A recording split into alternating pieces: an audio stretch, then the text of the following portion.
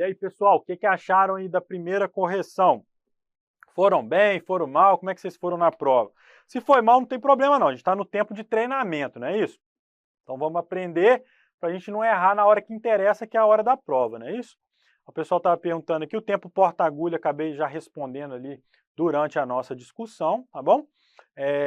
Estão perguntando se a aula vai ficar gravada, vai ficar disponível no YouTube, tá? Conteúdo gratuito, mas vamos conversar aqui ao vivo, que a gente aprende mais, vocês podem tirar dúvida, eu creio que é um ganho maior, né? Então o pessoal achou que coração peludo, ó, questões difíceis, mas vamos lá, gente, o importante é aprender, né? Como é que é? Mar calmo não faz bom marinheiro, né? Então é um mar turbulento que faz um bom marinheiro mesmo. Então é isso aí. Acertaram o Austin Flint, acertaram o Takotsubo. Gostei, hein, galera? O pessoal tá indo bem aí. E quem não tá indo muito bem, com certeza aí tá ganhando algumas questões aí futuras, tá bom? Vamos começar então o nosso segundo bloco? Papel e caneta na mão, vou colocar a vinheta e já volto da vinheta com as próximas questões, tá bom? Antes da gente ir para o segundo bloco, só responder uma questãozinha da Brenda aqui que ela está perguntando no chat. Qual o tratamento para o sopro de Austin Flint? Tratamento, Brenda, é corrigir a valva aórtica. Né? Não adianta eu mexer na mitral. Então, o tratamento, como é uma insuficiência aórtica grave, é trocar a valva aórtica. O sopro de Austin Flint indica troca valvar aórtica, beleza, gente? Então, é isso aí que a gente faz, tá? Vamos lá, então, para a segunda parte. Vou colocar a vinheta, volto da vinheta com você anotando aí suas respostas para a gente discutir mais 5 questões muito boas aí de cardiologia, tá bom?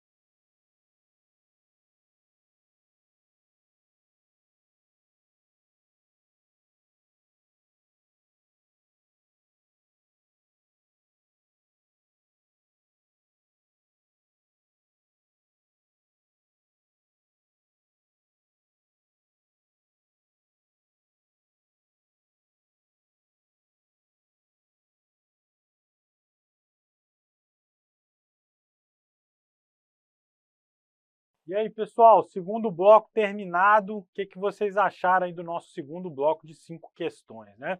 Difícil, fácil? Antes da gente responder, eu queria pedir curtida aí, hein? Tem muita gente online e tem menos curtida do que a gente online. Não pode acontecer isso, né? Tem que ter mais curtida. Então vamos lá. Bora curtir aí o vídeo para incentivar a gente a fazer mais simulado ao vivo aqui com vocês, tá? Então não deixa de curtir, vai comentando aí, vi que algumas pessoas já estão respondendo.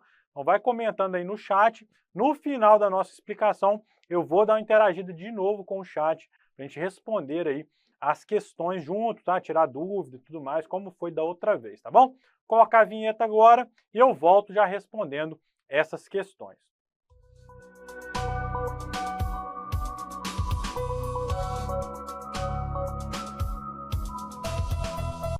Fala pessoal, bora corrigir o segundo bloco de questões do nosso simulado multimídia de cardiologia. Então vamos começar com a nossa questão 6 aqui na tela. O que está acontecendo aí nessa questão 6? Atenção, cada vez mais tem aparecido achados de ultrassom nas provas, tá bom? Tanto no Revalida quanto nas provas de residência, achados de ultrassom têm sido cada vez mais frequentes, tá?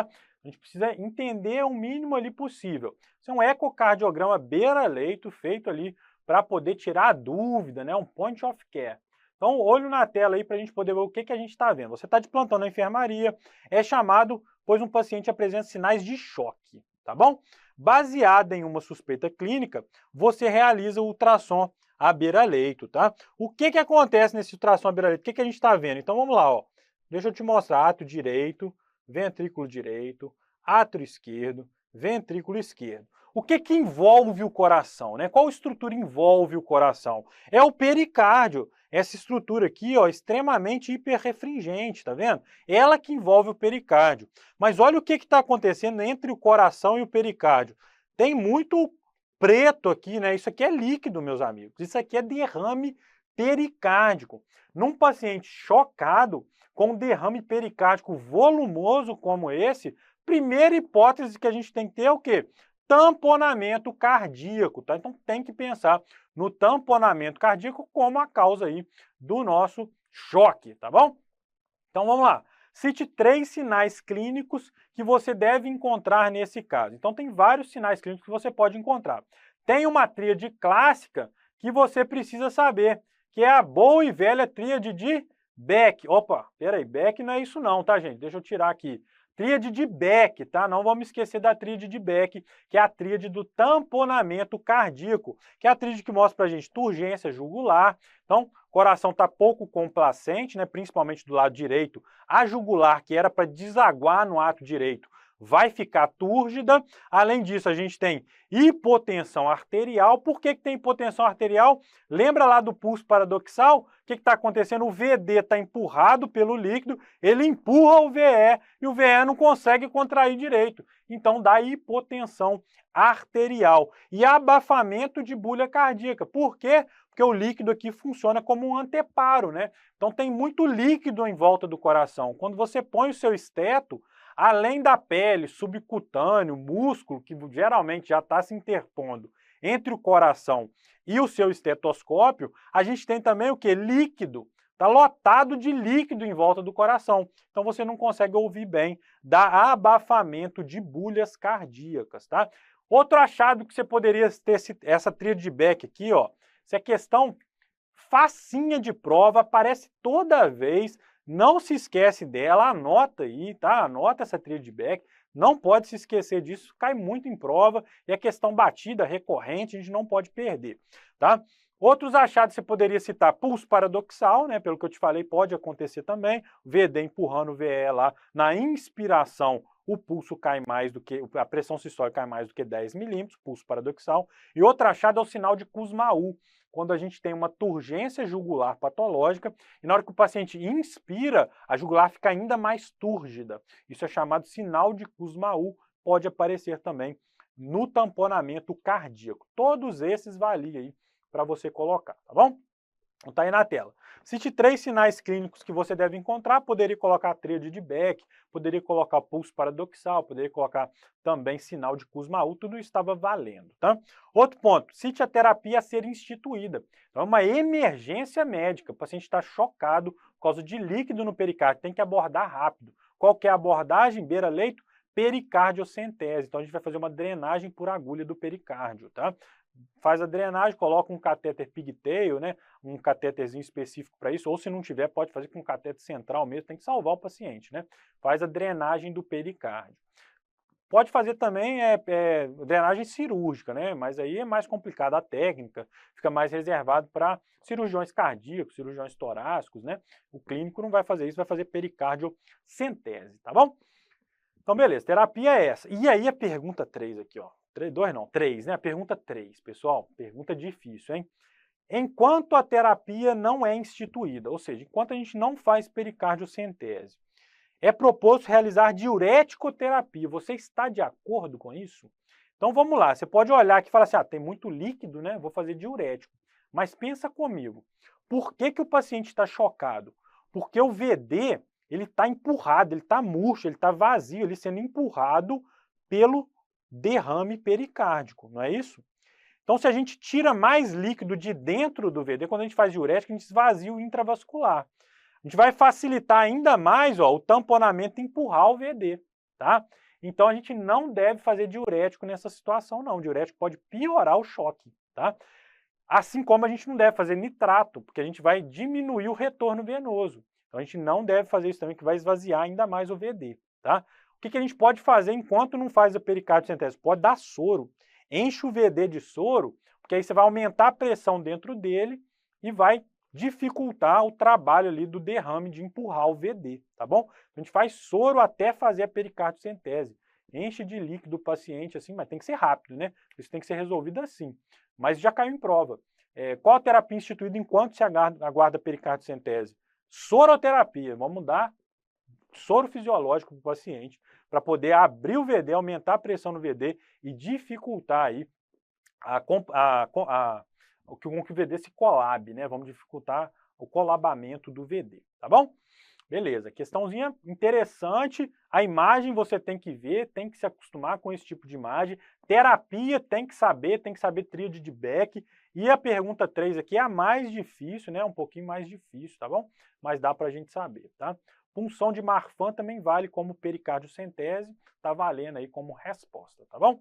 Agora vamos para a questão 2. O que vocês acharam da questão 2, hein? Achou difícil? Achou fácil? Então tá aí a questão 2 para a gente, é uma radiografia de tórax. Olho na tela, então, para a radiografia. Observando a imagem abaixo, qual valvopatia justificaria as alterações encontradas? Cite sua principal etiologia e cite 2 alterações encontradas no exame, né, na radiografia de tórax. Deixa eu colocar a radiografia aqui, então, para a gente dar uma destrinchada nessa radiografia, né? Vamos ver, então, o que está de alterado. Olhando a radiografia, você conseguiu ver a alteração ou você achou que estava normal? Então, vamos lá. Uma coisa a gente vê, ó, o índice cardiotorácico, ele é normal, tá vendo? Ventrículo pequenininho, bonitinho ali, tá normal o índice cardiotorácico. Deixa eu aumentar aqui a imagem para você ver um pouquinho melhor. Vamos lá para um achado patológico, então, dessa radiografia, ó. Do lado esquerdo aqui da silhueta cardíaca, esse lado aqui, a gente geralmente vê 3 arcos. A gente pode ver 3 arcos desse lado. Quais são esses arcos? Então, vamos lá. O botão aórtico pode aparecer num paciente normal. O tronco da pulmonar também pode aparecer, ele não precisa estar muito abaulado, mas ele pode aparecer. E o ventrículo esquerdo também aparece, tá? Quando a gente tem um outro arco aqui, tá vendo? Tem um outro arco aqui, ó, bem pequenininho. Isso aqui é um sinal patológico. É o sinal do quarto arco, tá? Sinal do quarto arco é um sinal patológico de sobrecarga de átrio esquerdo. O átrio esquerdo geralmente não aparece na radiografia de tórax em PA. Quando a gente vê o átrio esquerdo é porque ele está grande. Então é um sinal de aumento de átrio esquerdo, tá? Outro achado da radiografia, ó, dá uma olhada aqui, a gente tem 2 contornos desse lado, tá vendo? Isso aqui é o quê? Um sinal do duplo contorno. Também é um achado patológico, um sinal de sobrecarga de átrio esquerdo. Do lado direito, a gente espera ver só o átrio direito. Átrio esquerdo não aparece. Para o ato esquerdo está aparecendo, o contorno dele é o sinal do duplo contorno, é um aumento de átrio esquerdo também, tá? Outro achado que a gente pode ver na radiografia, esse talvez você tenha um pouquinho mais de dificuldade, mas dá para ver, ó. Vamos acompanhar a Karina aqui, ó, broncofonte direito, e aqui vem, ó, broncofonte esquerdo, tá vendo? Ele está aparecendo aqui. O broncofonte esquerdo está elevado, ó. Se a gente for projetar ele está vindo para cá, ó. O normal é o broncofonte esquerdo vir para cá, tá? Então ele está levantado.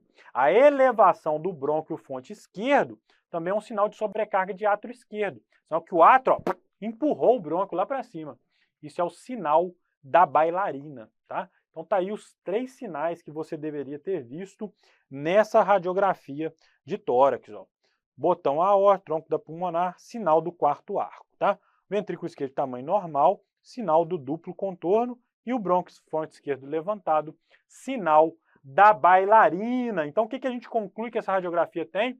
Ela tem sinais de sobrecarga de átrio esquerdo sem ter sobrecarga do ventrículo esquerdo. O ventrículo esquerdo está pequeno e o átrio esquerdo muito grande. O que pode justificar isso? Estenose valvar mitral. O que acontece na estenose mitral? Então dá uma olhadinha na tela. O paciente normal, a válvula mitral se abre, o átrio se esvazia, fica tudo bem, tudo em paz, né? O paciente com estenose mitral, olha só o que está acontecendo.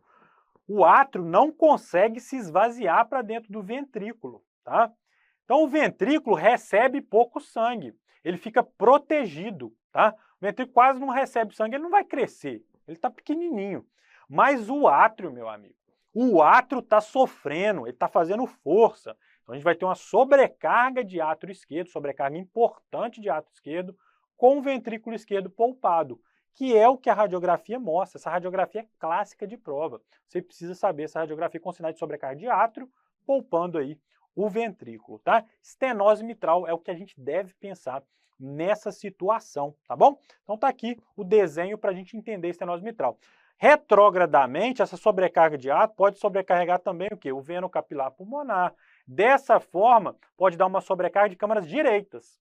Então, estenose mitral é carga de sobrecarga de átrio esquerdo, é causa, né, de sobrecarga de átrio esquerdo, e sobrecarga de câmaras direitas. Então, pode sobrecarregar o átrio esquerdo e as câmaras direitas e poupa o ventrículo esquerdo, que está protegidão lá embaixo. Exceto quando houver o quê? Uma insuficiência mitral associada. Se tiver insuficiência associada, aí não, aí o ventrículo vai crescer também. Mas quando é estenose mitral pura, a gente vai ter ventrículo pequeno e átrio muito grande, tá?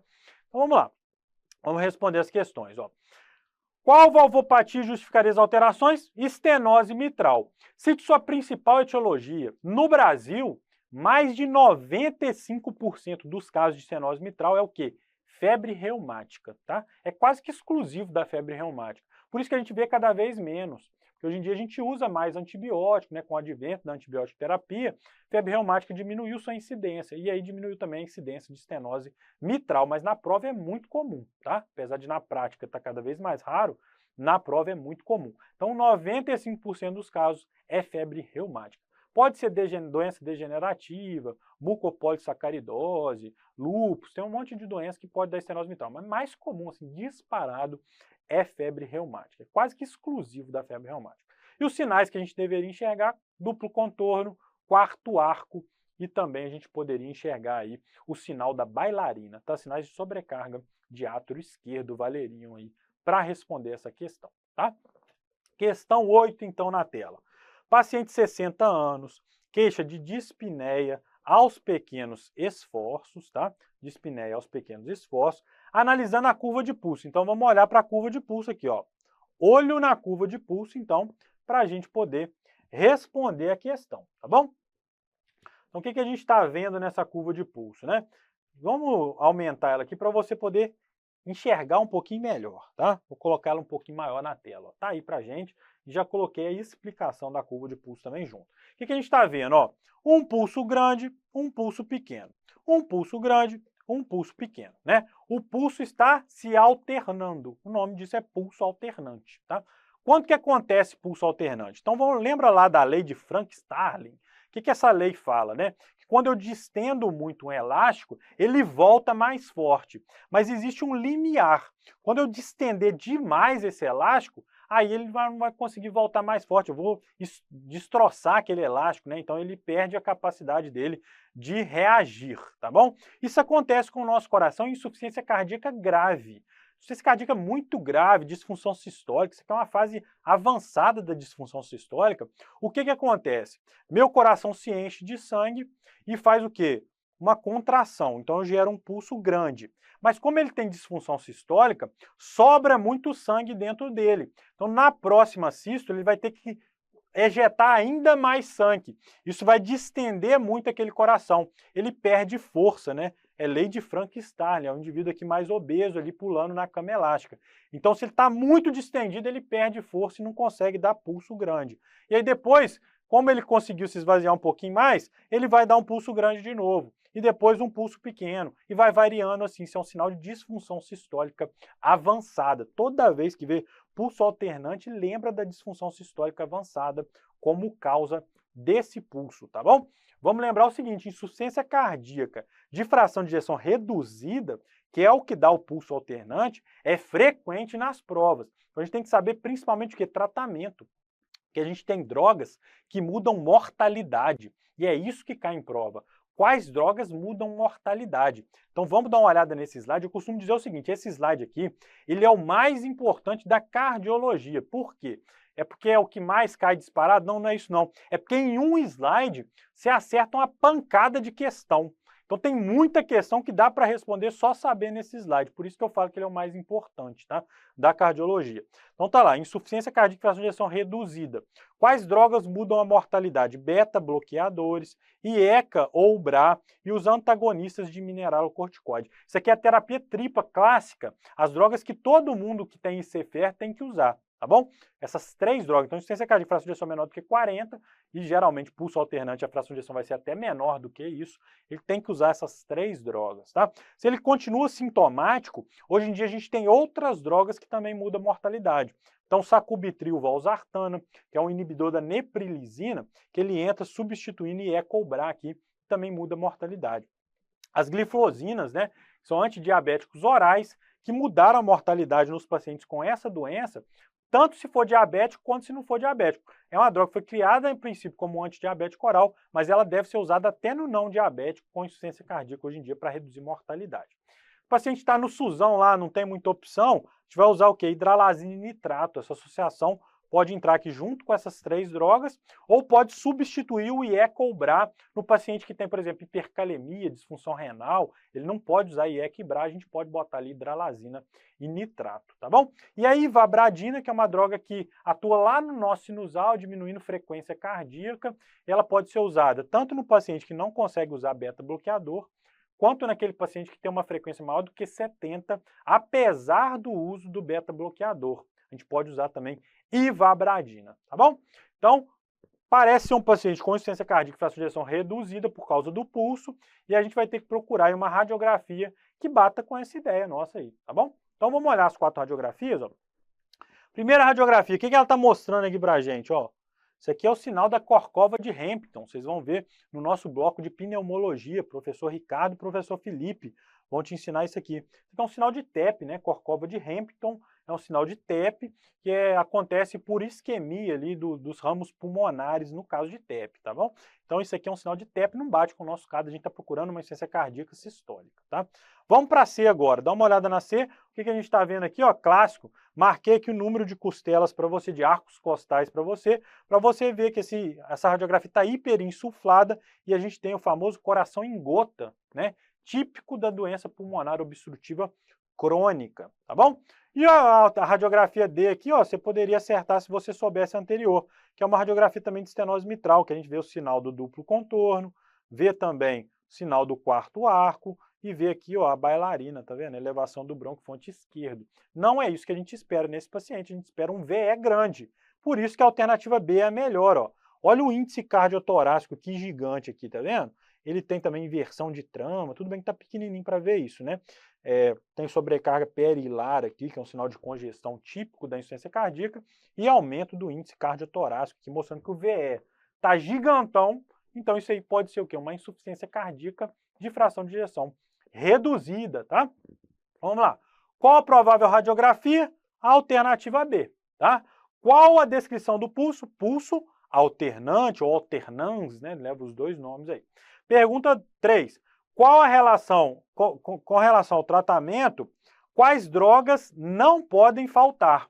Então, IEC e BRA, ou BRA, né? Beta-bloqueador e antagonista de mineralocorticoide. Se você quiser ser perfeito, você poderia citar aquelas outras também. Mas qual não pode faltar? Terapia tripla. Isso não pode faltar de jeito nenhum. O paciente tem que usar essas 3 drogas, tá? É uma questão de insuficiência cardíaca e radiografia aí, mostrando o pulso para a gente clássico da disfunção sistólica grave, tá? Além desse pulso alternante, a gente pode ter um pulso filiforme também.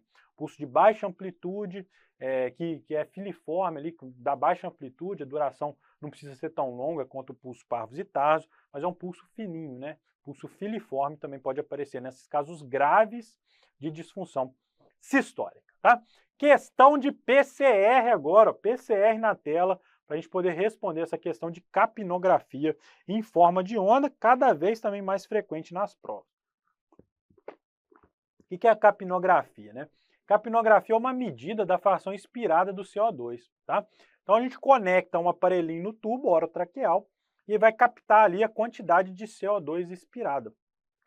Serve para um monte de coisa na parada cardiorrespiratória, tá? Para que serve a capnografia, então, na parada? Vamos falar aqui da parada cardiorrespiratória. Então, vamos lá. Primeira coisa, checar se a colocação do tubo está certa. Ó, não sei se já tiveram a experiência, vai entubar um paciente na parada, é aquele caos, né?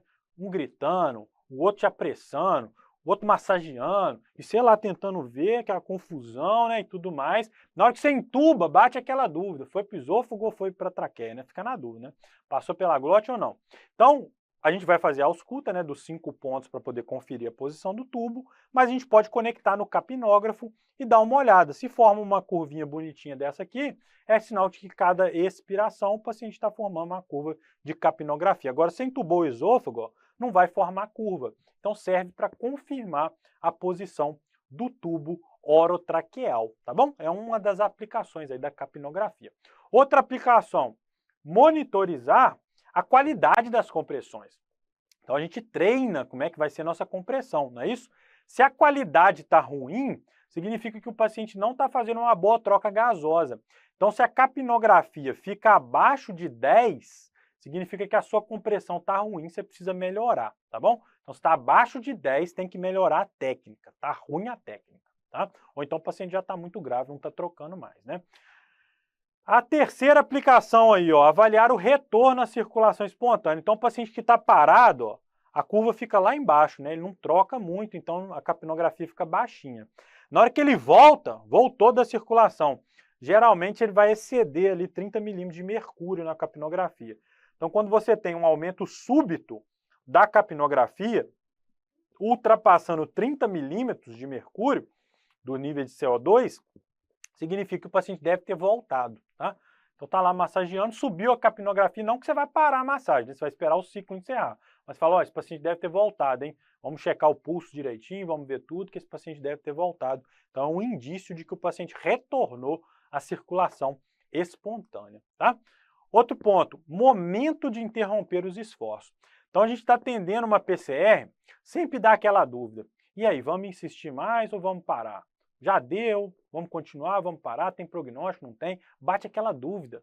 Na verdade, é um chute que a gente dá beira-leito, né? É uma medida tomada pelo médico, só o médico pode interromper as manobras, mas que a gente tem dúvida. A gente não tem muito parâmetro objetivo, né? Então passa aquela coisa, o dano neurológico já deve estar muito grave, muito tempo de PCR, muito tempo de assistolia, a gente fica pensando isso para poder decidir o momento de interromper. Tem alguns estudos que mostraram que se o paciente ficar com a capnografia abaixo de 10, por mais do que 20 minutos de abordagem da PCR, o prognóstico neurológico é péssimo. Então, nesses casos, você poderia interromper a massagem. Claro que é uma decisão médica. Se você não quiser interromper, você não está errado, você pode manter. Mas é um parâmetro objetivo que te permite interromper as manobras, tá bom? Se ficou abaixo de 10, por mais do que 20 minutos, a perfusão cerebral ficou mal durante muito tempo, e aí esse paciente não tem bom prognóstico, você pode interromper a manobra, tá bom? E o outro ponto é o seguinte, depois que o paciente retorna, né? Então, como a capnografia é uma medida dos níveis exalados de CO2, ela vai te dar um indício de quanto está o CO2 do paciente. E a hipercapnia, ela é deletéria. Então a gente pode usar a capnografia depois que o cara voltou para medir o CO2, ele vai ficar medindo o CO2 e eu vou ajustando os parâmetros ventilatórios para não deixar esse paciente ficar hipercapníco. Então eu vou diminuindo ali os níveis de CO2 pelo ajuste do ventilador. Então serve para isso também 5 aplicações da capnografia em forma de onda na PCR, tá?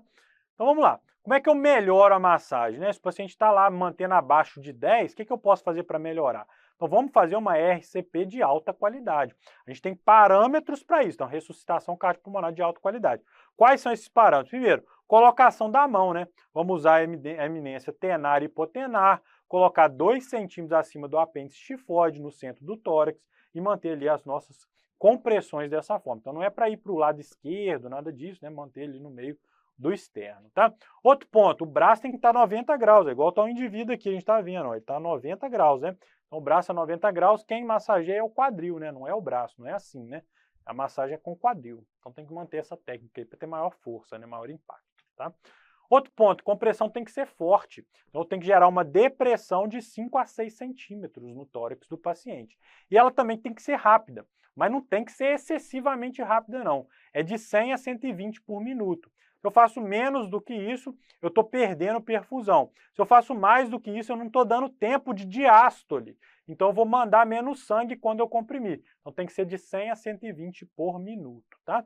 Outro ponto da compressão é aguardar o retorno total do tórax. Então não é para deitar no tórax do paciente e ficar lá fazendo assim, não. Tem que deixar o peito voltar para o coração encher e na próxima compressão ejetar um volume razoável de sangue, tá bom? Outro ponto, interromper menos do que 10 segundos. Então, uma das medidas mais efetivas que a gente tem para abordagem de PCR é a massagem cardíaca. A gente prioriza a massagem, não pode interromper mais do que 10 segundos. Então, você tem 10 segundos para checar a posição de tubo, você tem 10 segundos para ultrapassar a glote, você tem 10 segundos se quiser pegar um acesso ali, tiver difícil na hora, 10 segundos para botar no monitor. Então, não interrompe mais do que 10 segundos, não, porque senão piora o prognóstico, tá? Alternar a cada 2 minutos, tem gente que acha que é herói, vai ficar lá 5, 6 minutos massageando, vai só atrapalhar o paciente, tem que trocar porque ninguém aguenta manter uma massagem de alta qualidade por mais do que 2 minutos, não, tá?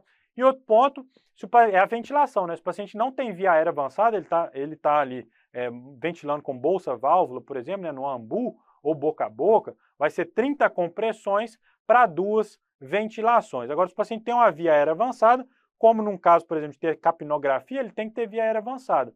A gente vai massagear de forma contínua e ventilar uma vez a cada 6 segundos, totalizando aí 10 ventilações por minuto, né? Assim que a gente faz a ventilação em quem já tem via aérea avançada, quem já está entubado, tá?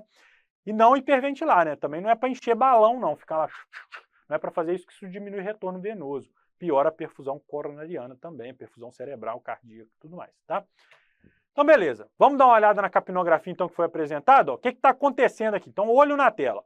Tá lá, nível de CO2 abaixo de 10 durante todo o tempo. Então, tá ruim, né? A massagem tá ruim, a gente precisa melhorar a técnica, tá? Então, beleza. Então, qual a orientação? Melhorar a técnica da massagem. Tá ruim a técnica nesse caso aqui. Segunda orientação, olha o tempo aqui, pessoal, ó. Foi visto 10 segundos, tá vendo? Em 10 segundos, olha quantas ventilações a gente teve.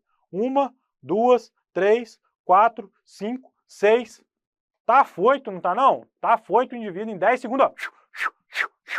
Tá ventilando, tá achando que tá enchendo balão, não é isso não, gente. É 1 a cada 6 segundos, ó. Ventilei. 1, 2, 3, 4, 5, 6. Ventilei. 1, 2. Então demora, isso aqui tá muito afobado, né? Então o que a gente vai orientar? Melhora a técnica da massagem e sossega, meu amigo. Para de hiperventilar, é 1 a cada 6 segundos. Essa é a sua orientação para ele, tá? Caso persista dessa forma, em quanto tempo a gente deve interromper os esforços? Então, 20 minutos, né? Porque se ficar 20 minutos abaixo de 10, a gente já tem indícios de um mau prognóstico neurológico. A gente pode optar por interromper os esforços. Não é obrigatório, mas a gente pode optar por isso, tá?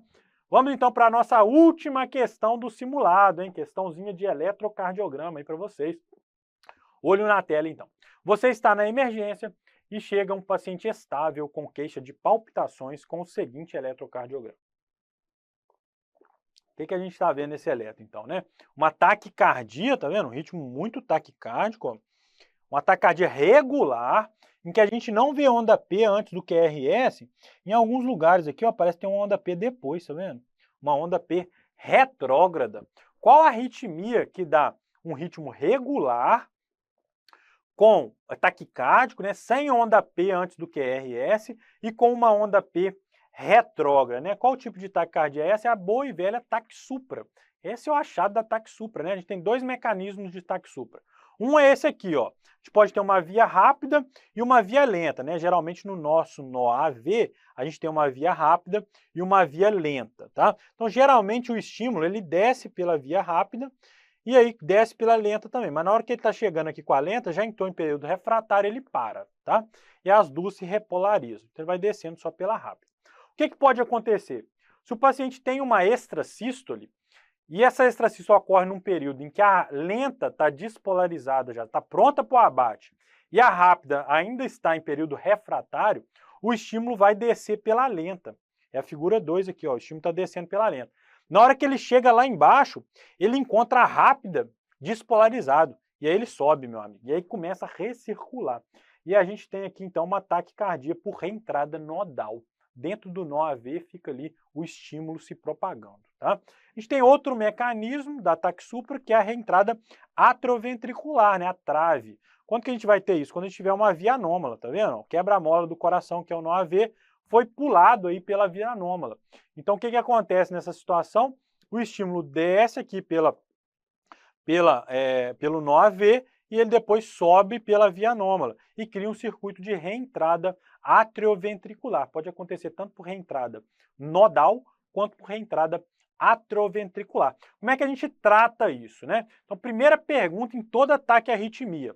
Pegou taquiarritmia, primeira pergunta, o paciente está estável ou instável? O que é um paciente instável? É aquele paciente que tem os 4 Ds da instabilidade. Então, o paciente tem dispneia, dor torácica, diminuição da pressão e diminuição do nível de consciência. O paciente tem um desses 4 Ds, ele está instável.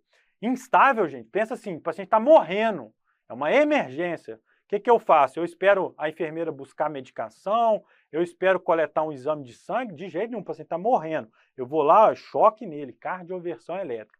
Taquissupra, a gente pode começar o choque com 50 joules só, tá bom? Então, instabilidade, choque, tá? Quando o paciente está estável, taquissupra, eu vou tentar inibir a atividade do nó AV. Lembra que os dois mecanismos de reentrada vão passar pelo nó AV. Então, eu diminuindo a atividade do nó AV, eu posso quebrar a arritmia. Como é que eu faço isso? Com manobras vagais. Eu posso fazer massagem do seio carotídeo, posso fazer valsalva e posso fazer a valsalva modificada, manobras vagais. É a primeira linha de tratamento, eu posso interromper o mecanismo da arritmia. Tá? Se não funcionar, a droga de escolha é o quê? A adenosina, que é uma droga que provoca um bloqueio intermitente do nó AV. Então, bloqueia a atividade do nó AV, eu posso interromper a arritmia. Tá? Dá uma tensão danada, faz adenosina, o coração dá aquela paradinha e volta a bater ali, porque a meia-vida dela é curta. Mas dá um susto, né? Tem que ficar com um carrinho de parada perto, pode induzir taquiarritmias malignas, então tem que estar ligado nisso, mas a adenosina é muito efetiva, reverte quase 100% dos casos.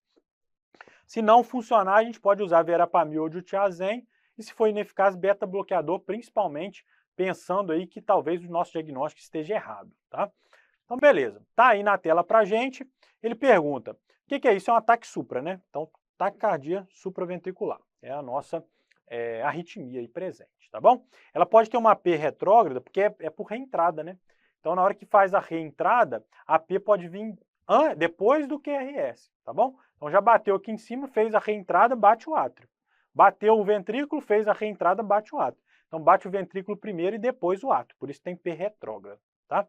Quais manobras fazer? Então, manobra vagal, né? O paciente está estável. O paciente está estável, manobra vagal. Qual manobra vagal a gente tem aqui? Ó, valsalva modificada.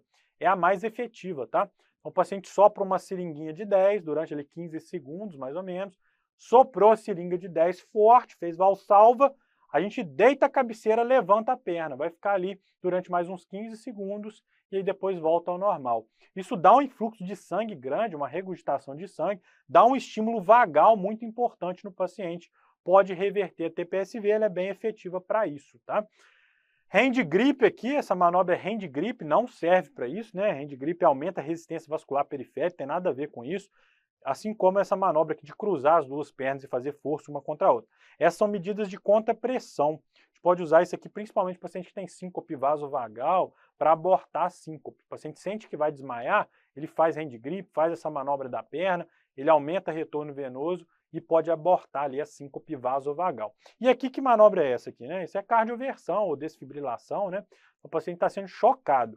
Essa manobra seria indicada se fosse um paciente instável. Como o paciente está estável, não tem sentido dar choque nele. A gente tem que fazer o quê?